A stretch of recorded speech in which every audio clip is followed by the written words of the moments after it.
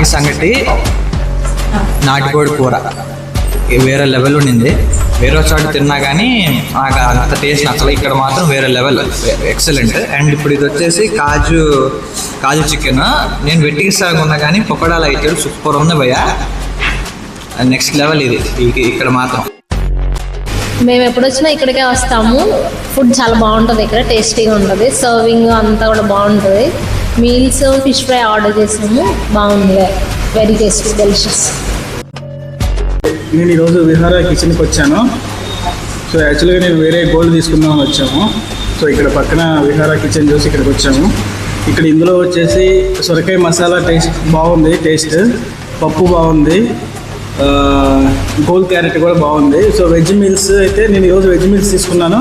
Veg మీల్స్లో అయితే చాలా బాగుందండి క్వాలిటీ అండ్ క్వాంటిటీ.